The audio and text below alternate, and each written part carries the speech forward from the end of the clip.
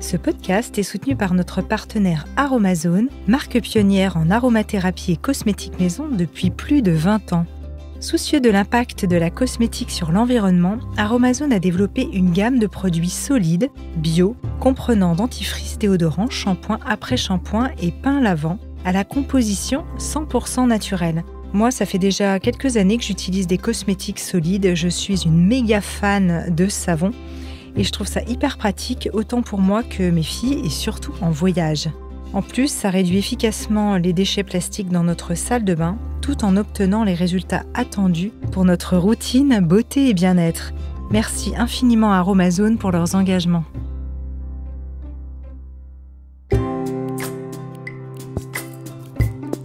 Bienvenue dans la saison 3 du podcast Métamorphose, le podcast qui éveille la conscience.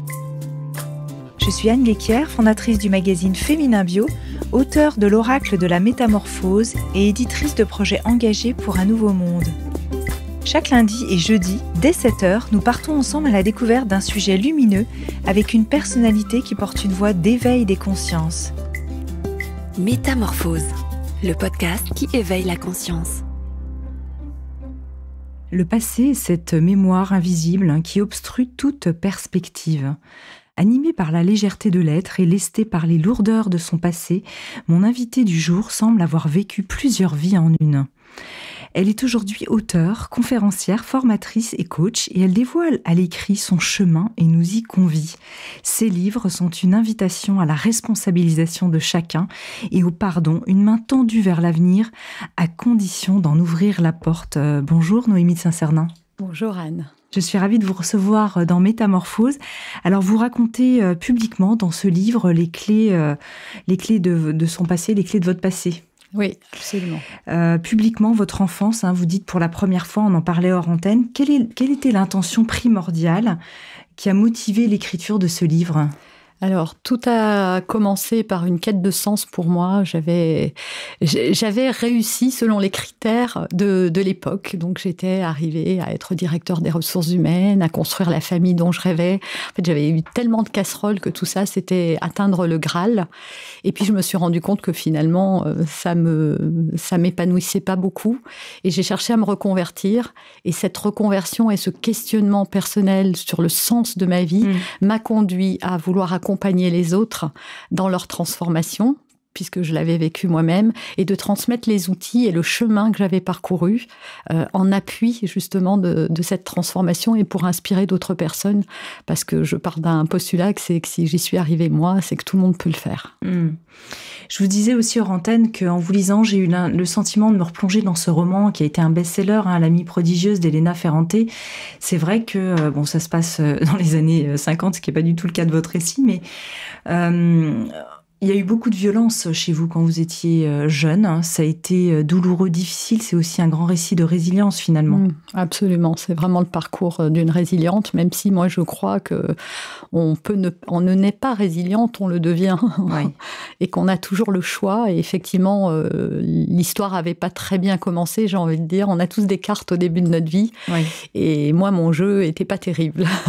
Avec effectivement beaucoup de violence à l'intérieur et à l'extérieur, parce que j'ai en plus grandi dans une cité, donc oui, des parents violents.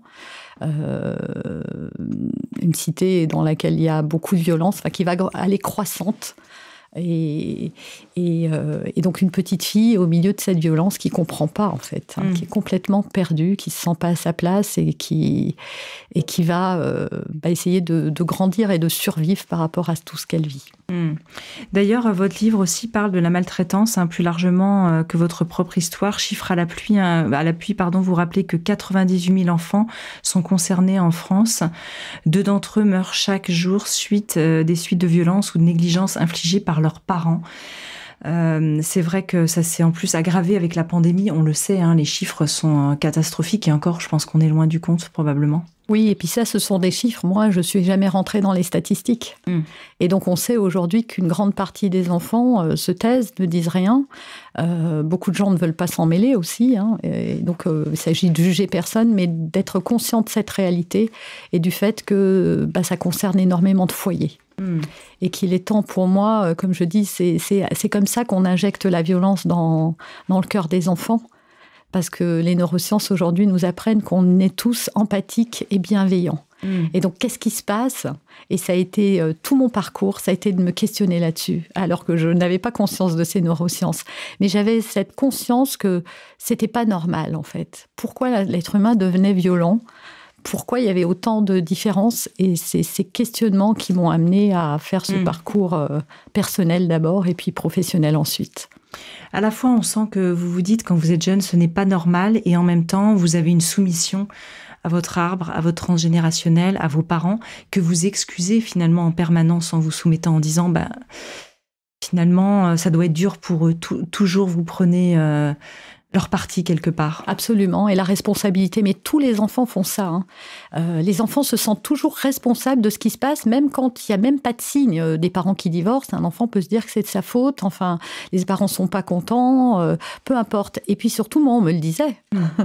Donc ça venait encore renforcer l'idée que je pouvais avoir, c'est-à-dire, qu'est-ce que j'ai fait pour avoir une fille comme ça ? Ça, c'est des mots que j'entendais souvent, oui, il y avait beaucoup de jugements, beaucoup d'évaluations, beaucoup de choses comme ça, et je pensais le mériter. Et donc, quand on pense qu'on le mérite, moi, je me disais, oui, mais alors ma mère, je lui trouvais l'excuse parce qu'à l'époque, mon père était alcoolique. Je crois que j'avais 12-13 ans quand il a arrêté, j'arrive pas très bien à me souvenir, et donc il était très violent quand il était alcoolique. Et donc, je me disais, avec la vie qu'elle mène, la pauvre, c'est pas de sa faute. Oui. Et si elle est violente avec moi. Et vous guettiez ce moment derrière la porte, avant de vous endormir, en disant pourvu qu'elle ne dise rien et que du coup elle n'attise pas sa colère et sa violence quelque part. Absolument, parce que mon père arrivait plutôt, il n'arrivait pas en colère ni violent, évidemment il arrivait surtout très fatigué, avec l'envie d'aller se reposer, et parfois ma mère avait des litanies et ça se terminait immanquablement par de la violence. Et vous vous posez cette question, pourquoi la violence ? Mais on se demande, est-ce qu'elle n'est pas inhérente finalement à notre condition humaine ? Aujourd'hui, est-ce que vous avez une réponse à cette question ? Moi, je pense qu'on a toujours le choix, mais qu'effectivement, on peut avoir des pulsions de colère, tous. Et le but, ce n'est pas de ne jamais être en colère, d'être indigné. C'est qu'est-ce que je fais de cette colère et comment je l'exprime, en fait. À partir du moment où je l'exprime sainement, il n'y a pas de mal, quoi. On connaît tous quelqu'un très en colère qui s'appelle l'abbé Pierre et qui était l'insurgé de Dieu, mais cette colère-là, elle est positive. Et donc, on peut être en colère. Maintenant, oui, la violence, est-ce qu'elle est inhérente à l'être humain ? Moi, je ne crois pas. Je pense qu'en fait, on est tout.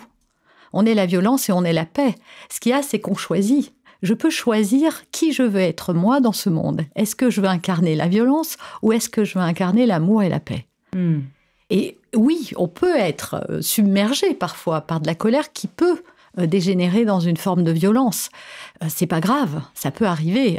Voilà, alors oui, c'est grave si on fait des choses très graves, mais c'est humain de ne pas être parfait. On ne sera jamais parfait. Donc, est-ce qu'il y aura jamais de violence ? Je ne sais pas. La perfection n'est pas de ce monde, ça c'est sûr. Vous la ressentiez, vous, cette colère ? Vous la ressentiez évidemment chez vos parents. Mais vous l'aviez en vous, vous la portiez de manière très forte ? Ah oui, elle m'a été transmise. Je ne l'ai pas vue pendant des années, véritablement. Et d'ailleurs, je suis quelqu'un de très calme, très serein. Vraiment, je n'aurais jamais cru. Ça a été révélé à un moment, comme le sont toutes les blessures, dans les relations interpersonnelles. Et moi, ça a été à la naissance de ma deuxième et troisième fille. Ça s'est à ce moment-là ouvert ? Oui. Sous quelle forme ? Où la boîte de Pandore s'est ouverte. Je pense, je l'analyse aujourd'hui avec le fait que je me suis retrouvée dans le même contexte familial que celui que j'avais connu enfant. Donc il y a eu un effet miroir. Parce que avant ça, j'avais eu un autre enfant, il n'y avait pas eu de souci. Et là, alors comment ça s'est manifesté ? Ça a commencé comme souvent la colère. On est impatient, on est énervé et on se trouve des excuses. On se dit que c'est parce qu'on est fatigué. Moi, en l'occurrence, j'avais eu 2 filles nées la même année qui ne sont pas des jumelles, donc 2 grossesses rapprochées, les hormones, la fatigue, les nuits épuisées. Et en réalité, on se cherche des excuses. Et donc là, voilà, ça m'a explosé à la figure et le passé est revenu dans le présent. Me permettre, parce que c'est véritablement un cadeau en réalité à la fin, c'est me permettre de venir regarder ce que je n'avais pas encore ouvert. Oui, puis vous le décrivez bien, vous retombez dans des situations récurrentes de dépendance, de soumission et de fuite. tout en développant cet engouement en fait pour les sciences de l'humain. Il y a une sorte de paradoxe, et vous le voyez en plus très bien, vous avez ce recul. Est-ce que finalement votre intérêt pour la psychologie, voire même la spiritualité, était un moyen pour vous de prendre ou de reprendre votre pouvoir et de pouvoir, au-delà de la conscientisation, passer à autre chose ? Alors ça a été en fait un espèce de béquille sur laquelle je me suis appuyée. J'avais vraiment besoin de trouver des réponses. Je suis quelqu'un d'extrêmement cartésien et c'était pas logique en fait pour moi. Mon esprit refusait certaines choses en disant « Non mais c'est pas logique, il doit y avoir des raisons à ça. » Si maman est comme ça, si papa est comme ça, si moi, plus tard, j'arrive pas à me réaliser, je voyais le lien, j'avais pas compris comment, mais je savais qu'il y avait quelque chose. Et comme je suis très déterminée et persévérante, même quand j'étais abattue, je me disais non, mais n'arrête pas. T'as pas encore trouvé, tu vas voir. Et donc, je suis allée chercher dans la psychologie, dans la philosophie aussi et dans la spiritualité, des clés pour m'aider à comprendre ce qui se jouait et surtout à transcender tout ça et à le transformer, parce que c'était ça la véritable quête, c'est je refuse d'être une statistique. Je refuse qu'on m'enferme dans un schéma, je refuse tout ça. Et même ce que je vis à l'intérieur, je le refuse. Je ne veux plus le ressentir, je ne veux plus le vivre, je veux que ça change. Et j'avais comme cette conscience que j'avais le pouvoir de pouvoir changer ma vie, effectivement. Oui, on sent que vous êtes très volontaire. Et d'ailleurs, parfois, cette volonté vous joue des tours parce que tout le monde vous voit comme une personne tellement forte, infaillible, qui peut tout surmonter et qui se retourne à un moment donné contre vous, effectivement, parce que le mental, on sent bien, prend le dessus, mais l'émotionnel n'est pas encore apaisé. Absolument. Moi, j'ai vécu une partie de ma vie complètement coupée de mes émotions. Et je comprenais pas en plus, c'était un fonctionnement naturel, j'avais tellement mis des couches pour pas souffrir. Et quand on sait qu'en plus je suis hypersensible, je me demande même encore aujourd'hui, mais comment j'ai fait ? En même temps, je sais quelles ressources j'ai utilisées, mais quand même, c'est fou parce que c'était un mode de survie. Et donc ce mode de survie, ce qu'il y a, c'est qu'après on le porte, c'est comme si on portait un costume, mais on s'en rend même pas compte qu'on a une armure, même si elle pèse lourd. Donc on renvoie une image sociale. Parce qu'on a des peurs. Moi, j'avais peur, j'avais pas confiance quand nos propres parents, ceux qui devaient nous sécuriser, ne l'ont pas fait. On n'a plus confiance en personne. Donc, j'avais peur d'être blessée, en fait. Je portais en moi le fait que les autres étaient un danger. Et donc, je blindais toutes mes émotions et je ne montrais que ce que j'avais envie de montrer. Et donc, je montrais de la force.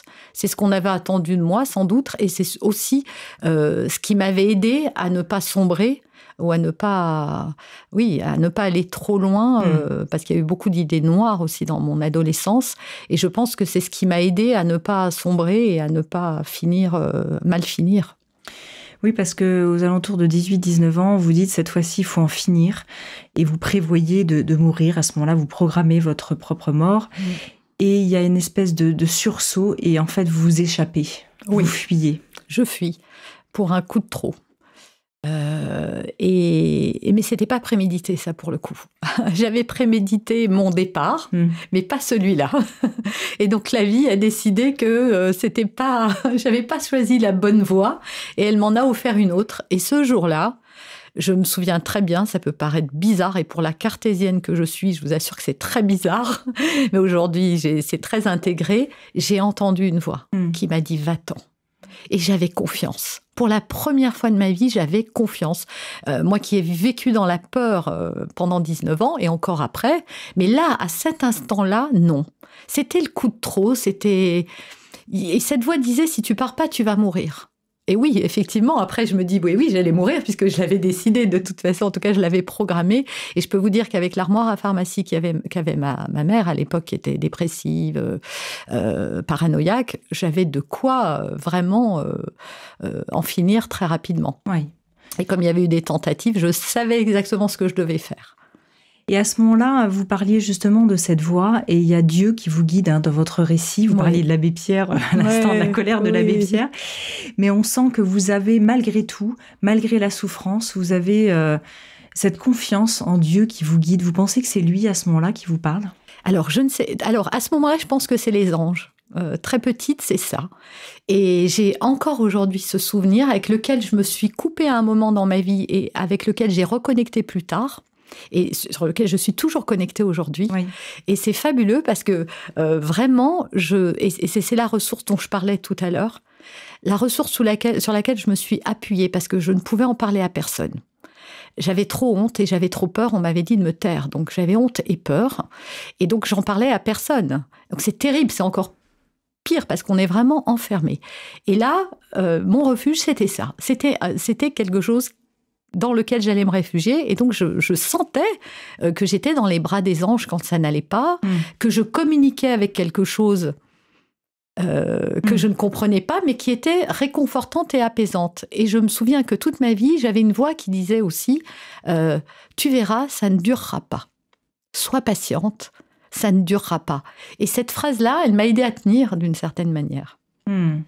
C'est elle qui vous a donné aussi peut-être envie de devenir coach et d'aider les autres par la suite ?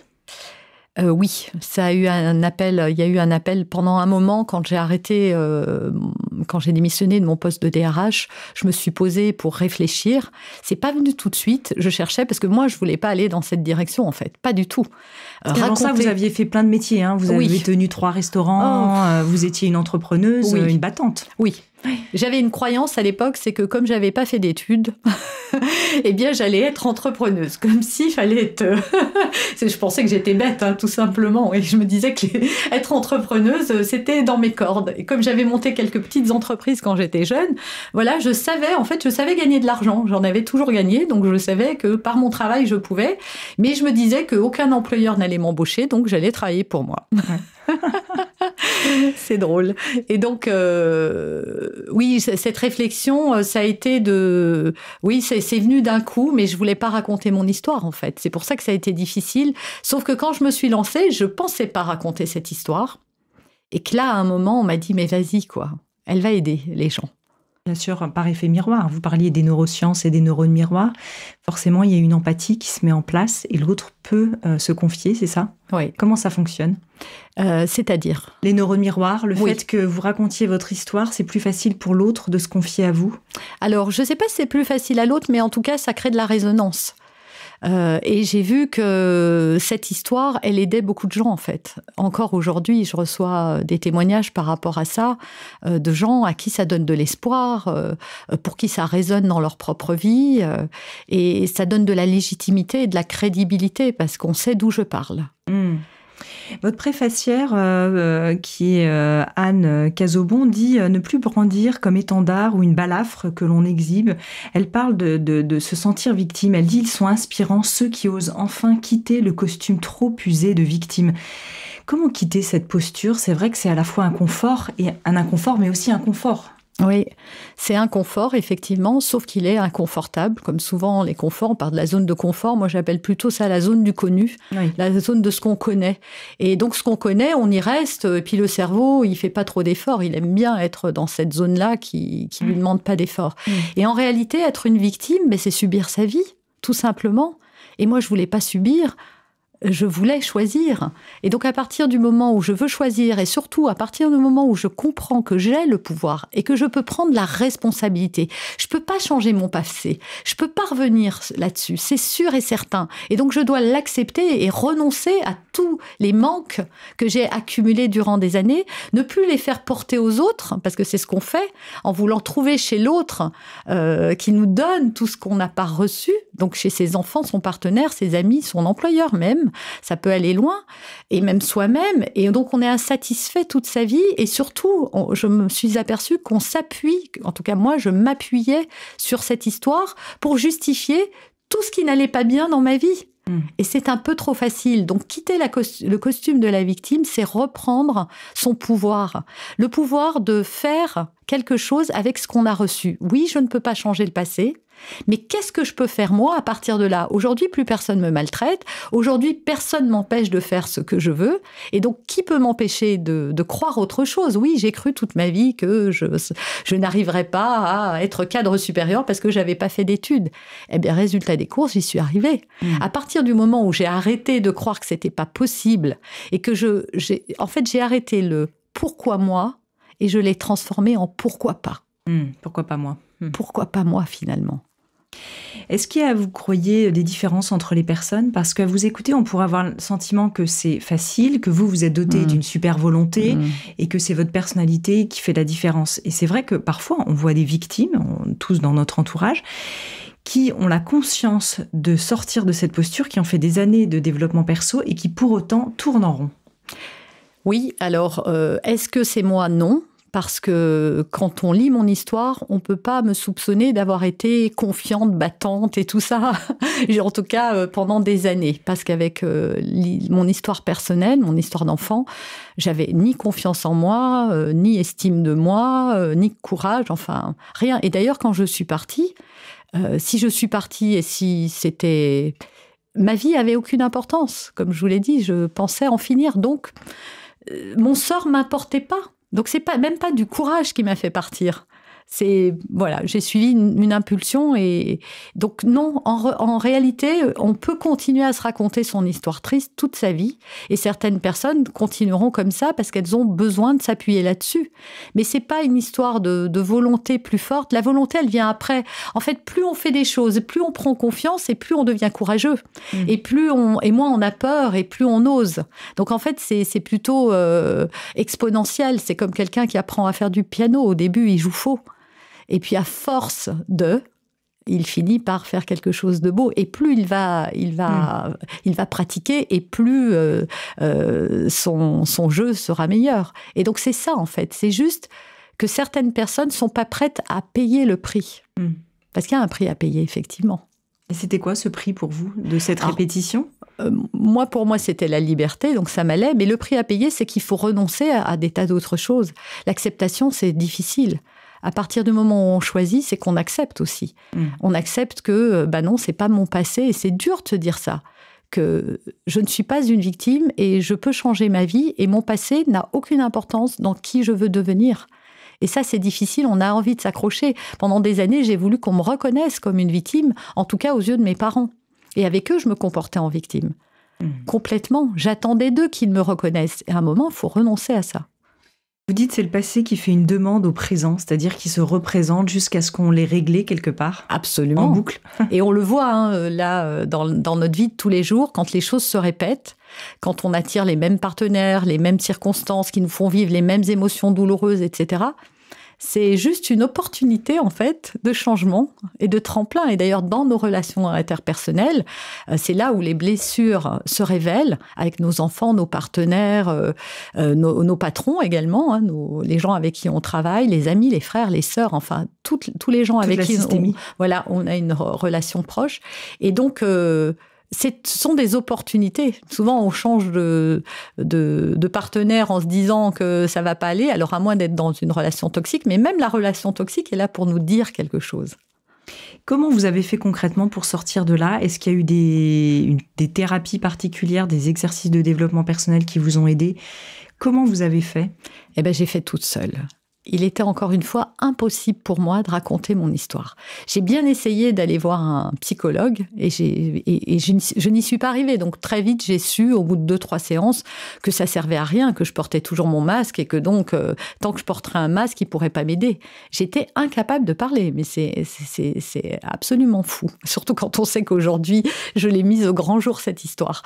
Et j'ai fait ce chemin toute seule, en fait. Ce que je transmets aujourd'hui, c'est tous les outils que j'ai créés moi-même. Et parfois, on me dit « Ah, ça ressemble à ça, ça ressemble à ça », mais ça ressemble à des trucs qui parfois n'existaient pas à l'époque. Et j'ai tout fait moi-même, en fait. J'ai beaucoup lu, et surtout, vraiment, j'ai beaucoup observé. Et avec mon esprit cartésien, je voyais les liens.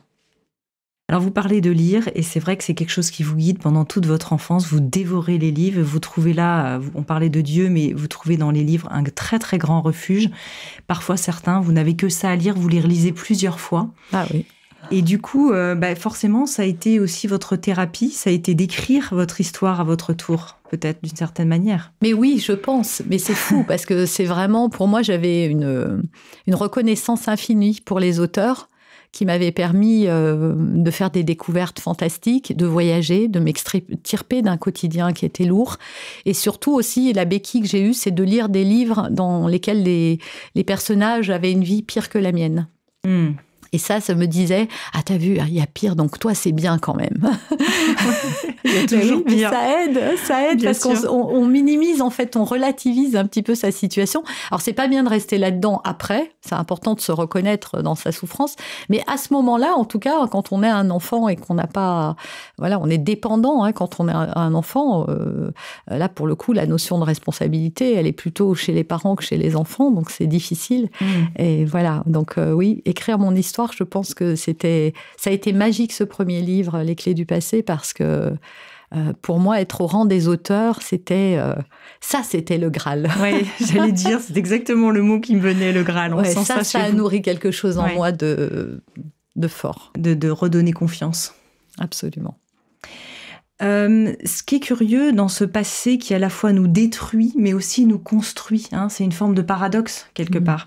Parce qu'on peut imaginer que vous ne seriez certainement pas celle que vous êtes aujourd'hui si vous n'aviez pas vécu ça. Et d'ailleurs, vous le dites dans le livre, vous avez une forme de gratitude quelque part.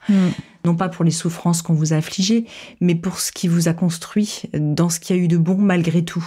Oui, moi je pense qu'en fait, il n'y a pas de hasard dans la vie. Et surtout, les cartes qu'on voit mal distribuées, c'est les bonnes cartes pour chacun d'entre nous.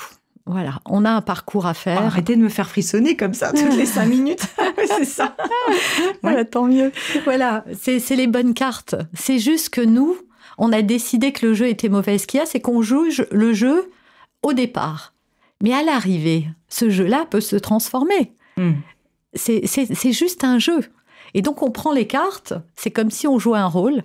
Mais ce rôle-là, c'est le rôle idéal pour ce qu'on vient chercher sur cette terre, pour grandir, pour transcender certaines choses. Et il est évident, c'est pour ça que j'ai de la gratitude aujourd'hui, alors même si je ne voudrais pas revenir en arrière et je ne souhaite à personne de vivre ce que j'ai vécu, néanmoins, je dois bien reconnaître que le métier que je fais aujourd'hui, je ne pourrais jamais l'exercer de la même manière si je n'avais pas eu ce passé. Jamais je ne pourrais comprendre et connecter autant à la souffrance des autres. Et tous ces outils que j'ai créés qui aujourd'hui aident énormément de gens. Vous verriez les témoignages de gratitude que je reçois, c'est fou. Il ne se passe pas une semaine sans que j'en reçoive. C'est fabuleux. Donc cette histoire-là, ce parcours et ces outils que j'ai créés, aujourd'hui, ils servent d'autres gens. Donc oui, j'ai souffert moi en tant qu'individu, mais pour combien d'autres que j'ai pu aider. Donc, je veux me raccrocher qu'à ça. Et puis, surtout, j'ai fini par avoir de la force. En fait, j'ai découvert que ça avait développé des qualités chez moi. D'observation très forte, par exemple. Et sans cette observation, et sans un psy, qu'est-ce que j'aurais fait ? Grâce à cette observation, j'ai pu connecter des liens et arriver à faire du développement personnel, qui n'existait pas à l'époque, d'ailleurs. En tout cas, j'en avais jamais entendu parler avant. Et donc, de trouver des outils, des ressources pour moi, me sortir de cette condition sans accompagnement aucun. Quel type de problématique vous voyez le plus couramment dans les gens qui viennent vous consulter en tant que coach ? Alors, c'est divers et varié, mais manque de confiance en soi, perte de sens. J'accompagne beaucoup les parents, donc la gestion de la colère dans les foyers. Mais c'est très varié parce qu'en fait, comme moi, je me suis pas spécialisée. Si, je me suis spécialisée dans les blessures émotionnelles, le passé, les émotions. Mais comme c'est l'origine de n'importe quelle autre difficulté, j'attire quand même. C'est très très varié. Comment est-ce que vous agissez en tant que justement docteur des émotions ? Quand vous prenez quelqu'un en coaching, comment ça se déroule ? Alors, jusqu'à présent, je ne faisais pas d'individuel. Pour une raison très simple, c'est que je ne veux pas que les gens soient dépendants de moi ou se sentent en l'impression que c'est moi qui fais le boulot. Parce que je sais que non. Encore une fois, cette notion de responsabilité, pour moi, elle est très, très forte. Et d'indépendance aussi. Donc, jusqu'à présent, j'accompagnais en ligne à travers des programmes construits. Et je fais des sessions où les gens peuvent me poser des questions, mais en collectif. Et je faisais aussi des accompagnements en groupe, en stage. Donc j'en fais toujours, ce que j'appelle des immersions. Chacun vient avec une difficulté, à charge pour moi, qui repartent en 5 jours avec la résolution de ce problème. Donc, pour répondre à votre question, j'ai jamais réellement fait d'accompagnement individuel. Mais là, dans les accompagnements immersion, c'est vrai que j'interroge les gens. Et donc, ce que je cherche à trouver, c'est le nœud. Il y a un blocage, souvent émotionnel, à un endroit. Et donc, le but pour moi est de trouver à quel endroit Il y a eu un traumatisme, ou en tout cas quand on ne le trouve pas, parce que parfois les gens n'ont pas de souvenirs amnésiques, mais c'est de trouver voilà, dans le présent qu'est-ce que je reproduis de mon passé, ou où est le point de blocage énergétique. Vous avez le sentiment qu'il y a un problème racine, en général, quand vous parlez de ce nœud? Oui, toujours. Et quand il est énergétique, comment est-ce qu'on peut le dénouer, justement, en avoir la conscience et pouvoir, justement, à la fois le mettre le conscientiser, même si on n'en a pas la mémoire, et ensuite, la mise en lumière, on le sait, ne suffit pas, passer à autre chose. Oui, passer à autre chose. Alors déjà, une fois qu'on l'a mis en lumière, déjà, c'est plus facile de traiter quelque chose qu'on voit. Et ensuite, c'est de comprendre toutes les implications de ce traumatisme dans ma vie d'aujourd'hui. Comment j'agis aujourd'hui? Quelle est ma vision du monde, en fait? Parce que par rapport à ce traumatisme, j'ai une vision du monde. Et cette vision-là, elle est erronée. Et les gens ne s'en rendent pas compte. Pour eux, leur vision, elle est la même que tout le monde. Chacun voit midi à sa porte.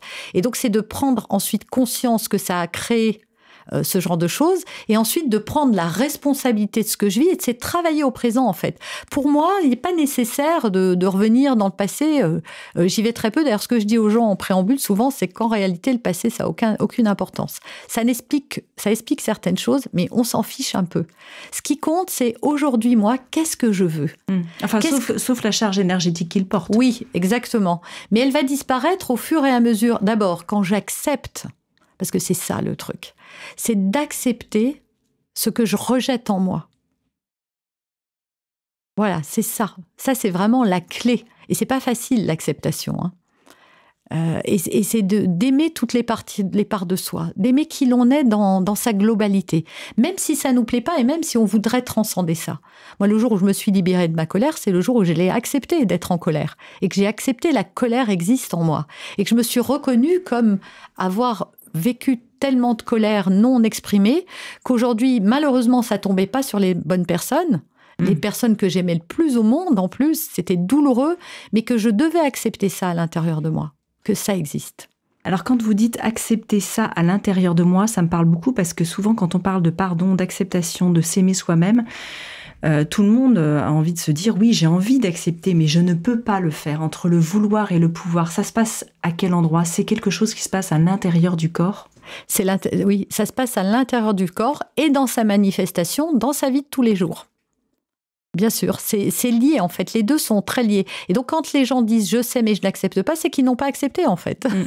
Tout simplement, et donc c'est un cheminement. Aujourd'hui, à l'ère d'Internet, on croit que tout peut arriver comme ça. Oui, j'appuie sur un bouton et on vient me livrer à manger, ou j'ai un billet d'avion. Non, ce travail-là, c'est un petit peu souvent l'exemple que je donne, c'est justement le virtuose ou le violoniste qui doit faire ses gammes avant d'atteindre un niveau d'excellence. Eh bien c'est ça, c'est par de la répétition. Et souvent, les gens qui disent « j'y arrive pas », mais oui, mais t'essayes depuis combien de temps? Alors non, ça peut pas marcher comme ça. Vous croyez au fameux « fake it until you make it », c'est-à-dire vraiment répète-le, même si c'est pas vrai, souris et ça va finir par sourire. Oui, j'y crois. Et moi, j'appelle ça ma méthode 2D2P. Patience, persévérance, discipline et détermination. Voilà, ça c'est la clé pour tout transcender. Parce que oui, rien ne se fera en un jour. Donc oui, on va se dire, c'est comme pardonner. Les gens me disent, ah oui, je voudrais bien pardonner, mais j'y arrive pas. Mais c'est un cheminement. C'est ça. Alors dans cette société où le doute, la vulnérabilité n'ont pas le vent en poupe, qui sont vus comme des signes de faiblesse mentale, vous vous qualifiez pourtant vous-même de semeuse de doute. Alors qu'est-ce que vous voulez dire par là? J'adore semer le doute dans l'esprit des gens. J'adore, c'est vraiment mon challenge. Là, j'ai donné une journée de séminaire à une association Caméléon pour leur personnel. Et quand je vois les visages des gens qui comprennent que, ah oui, d'accord, je voyais pas ça du tout comme ça. Donc c'est ça, vraiment, je plante une graine qui va venir mettre le doute. Je voyais les choses comme ça, ah ben non, finalement, j'avais pas vu ça. Parce que c'est le début de la transformation. Aujourd'hui, quel est votre rapport à la réussite? Vous dites, ça me fait penser à Franck Lobvet, que l'échec n'existe pas, qu'on ne peut pas échouer sa vie. Ah ben non. L'échec, c'est même le tremplin du succès. Évidemment, parce que si on prend l'exemple d'un enfant qui commence à marcher, heureusement qui se dit pas « Non mais laisse tomber, la marche c'est pas pour toi, t'y arriveras jamais. » Oui. Ben non, quand il tombe, en fait, il apprend l'équilibre, il apprend comment positionner ses pieds, il apprend comment faire pour tenir dans l'espace et pour ne plus tomber. Et si on regarde même les sportifs de haut niveau, ils font des chutes. Et à chaque fois qu'ils chutent, ils apprennent quelque chose. Donc en réalité, c'est l'apprentissage. C'est comme un élève qui commencera à l'école et qui aurait que des bonnes notes. Non, il va avoir des mauvaises notes et des échecs parce que à ce moment-là, il faut travailler un peu plus à cet endroit. Et pour moi, il n'y a pas d'échec, c'est une vision en fait. Encore une fois, c'est une croyance qu'il y a un échec. C'est parce que les gens le prennent comme un échec que ça devient un échec. Mais si on se dit juste je suis en train d'apprendre. Je suis en train d'apprendre et c'est peut-être pas la bonne voie, ou j'en sais pas encore assez, ou je me suis trompée, il n'y a plus de problème, on recommence. Est-ce qu'il y aurait un petit exercice qui pourrait nous aider pour ça? Est-ce qu'il faut le consigner, peut-être le mettre par écrit pour clarifier ses idées? Oui, ça, moi je suis pour l'écrit de tout. Oui. Ah oui, parce que moi j'ai rempli des cahiers entiers d'écriture. Je trouve que c'est un acte thérapeutique, véritablement, d'écrire et d'écrire à la main, de manière manuscrite, même si on ne va pas se relire, c'est pas grave. Mais par exemple, pour extraire une émotion quand on va pas bien, l'écrire, c'est déjà le sortir de soi et lui permettre de s'extraire. Et donc d'être libéré d'une certaine manière, même si, encore une fois, parfois, il faut réécrire et réécrire encore. Mais oui, écrire, ça c'est sûr que c'est thérapeutique et que ça permet de relativiser, d'avoir une vision claire de ce qu'on veut et de valoriser la théorie des petits pas. Ça aussi, je crois beaucoup à ça. Le fameux Kaizen. Alors, le bonheur, c'est pas une possession pour vous. Et du coup, qu'est-ce que c'est en fait le bonheur ? Et se réaliser. Vous dites, si la notion de bonheur est si peu comprise, c'est parce qu'elle est difficile à atteindre, car en fait, nous ne cherchons pas là où il se trouve, c'est-à-dire en nous. Eh oui. En fait, le bonheur, c'est juste un variateur à l'intérieur de moi qui fait que je décide d'être heureux ou je décide de ne pas être heureux, ou je masque ça complètement, cette joie. Mais si on regarde certains Africains qui ont rien et on les voit avec une banane jusque-là, ils prennent pas d'antidépresseurs et ils sont pas stressés et ils n'ont pas de possession. En réalité, à chaque fois qu'on est attaché à quelque chose et que l'on croit que ce quelque chose va me rendre heureux, eh bien, on a faux, forcément, parce que ce quelque chose-là peut disparaître. Par exemple, si je suis heureuse d'être maman, oui, je peux être heureuse d'être maman, il n'y a pas de souci. Mais il ne faut pas que mon bonheur repose sur ce rôle de maman. C'est les rôles que l'on prend. Ce rôle de maman, parce qu'un jour, mes enfants vont devenir indépendants, et donc je ne vais plus jouer le même rôle. D'ailleurs, on voit des mamans qui continuent à vouloir jouer la maman et que ça agace les plus grands. Mais voilà, parce que quand ça va disparaître et qu'ils vont grandir, une maison, je peux avoir une maison et puis je peux la perdre. De l'argent, je peux avoir une banqueroute financière. Donc, si je m'accroche à des choses à l'extérieur de moi, je deviens dépendante à nouveau de ça. Je suis dépendante de l'amour de l'autre, dépendante de mes possessions, dépendante de tout ça. Et donc, je ne peux jamais trouver le bonheur dans la dépendance. Je ne peux trouver le bonheur qu'à l'intérieur de moi. C'est une espèce de paix et de sérénité et de sécurité intérieure, en fait. Ce dont j'ai beaucoup manqué, d'ailleurs, mais que j'ai beaucoup travaillé aussi. C'est cette sécurité intérieure. Quoi qu'il arrive à l'extérieur, je suis heureuse. Et je peux décider de l'être quand même. Alors bien sûr, attention, ça ne veut pas dire... Moi, je ne prône pas le positivisme à tout prix. Non. Quand on a des émotions, il faut accepter qu'elles soient là et les accueillir quand elles sont là et les vivre pleinement. Mais pas rester englué et tourner en boucle avec son malheur parce qu'il va finir par nous guider vers le bas. Mais en moi, et nous avons tous cette capacité à être en paix, en sécurité et serein. Alors oui, la tristesse peut arriver. S'il arrivait un malheur à des gens que j'aime, je serais affectée émotionnellement par de la tristesse. Mais mon bonheur, lui, peut rester intact. Vous le sentez, ça, vraiment, au quotidien, que cette sécurité, elle est maintenant présente quasiment tout le temps? Ah oui. Alors ça, vous voyez, les gens me demandent, est-ce que tu te mets plus jamais en colère? La réponse est non. Voilà, on me demande des choses. En revanche, s'il y a quelque chose que j'ai vraiment très fort en moi et qui ne fluctue plus du tout, c'est cette paix intérieure et cette sécurité. Et cette ouverture de cœur très forte aussi. Je suis positive quoi qu'il arrive. En fait, je ne vois que le bon côté de la vie, tout le temps. Il y a un moment où il y a eu, ça a switché à ce niveau-là. Vous avez le sentiment d'un avant et d'un après? Alors, pas brutal, non, c'est un cheminement. Oui. Oui, c'est vrai que les gens pensent, encore une fois, ça arrive comme ça. Non, c'est un chemin qui se fait progressivement. Et au bout d'un moment, on se rend compte qu'on a... Oui, vous voyez, comme les marches. Donc, on a un but à atteindre et puis on ne se rend pas compte parce qu'on ne voit pas où est la fin de l'escalier. Et donc, on gravit. Puis un beau matin, on se dit « Ah tiens, ça y est, je suis arrivée finalement. Ça y est, c'est bon, c'est acquis. » Oui, pour ça. Où est-ce que vous en êtes aujourd'hui avec votre ami Marius, celui que vous appelez Marius? Vous allez nous expliquer pourquoi. Oui, Marius, c'est l'ego, c'est cette voix. J'avais demandé à mes filles quand elles étaient petites, tu l'entends la voix dans ta tête? Et alors, il est comment? Et ma fille m'avait dit, c'est un gendarme avec un sifflet. Excellent. Elle avait quel âge? Excellent. Elle va avoir 3-4 ans. Ah oui, elle dit, oui, je le vois bien, un gendarme avec un sifflet, ce qui devait représenter la force, voilà, il y en avait un devant l'école qui faisait traverser et qui grondait un peu, donc je pense que c'était en référence. Donc oui, Marius, aujourd'hui, non, Marius, il est plutôt calme, Marius. Et pourtant, l'ego n'est pas mal en soi. Non, pas du tout. C'est pour ça qu'il faut juste le mettre à son service. Donc moi, j'ai plus de problème avec Marius aujourd'hui. Tout va bien. On est bien copains même. Je le vois de temps en temps venir. Ah oui, avec ses gros sabots. Je le surprends de temps en temps. Mais dans ces cas-là, je suis consciente. C'est ça que j'adore. Parce que oui, on est des êtres humains, donc on n'est pas parfait. Donc de temps en temps, je me rends compte que c'est ça qui prend le pas, mais ça ne prend plus les rênes de ma vie. Voilà, ça n'est plus aux commandes. C'est important comme ça de le nommer, lui donner un petit nom? Moi, je trouve que oui, ça... D'abord, moi, j'ai beaucoup communiqué avec moi-même. Quand on s'auto-coach vraiment. C'est-à-dire qu'on se parle à soi-même. Moi, j'ai passé des nuits à parler à Carl Gustav Jung, par exemple. On a fait des discussions interminables. Quelle chance! J'ai passé pour une schizophrène. Mais oui, des discussions avec moi-même ou avec, interminables. Et donc, avec mon ego, ce Marius, on a beaucoup parlé, oui, tous les deux. Bon, vous êtes en paix aujourd'hui. Et pourtant, vous dites atteinte du syndrome du chercheur d'or. Vous avez trouvé une pépite. Alors, je cherche de quel trésor elle provient, même si je dois y passer le reste de ma vie. C'est presque un peu antinomique avec le fait que vous venez de dire quelques minutes avant.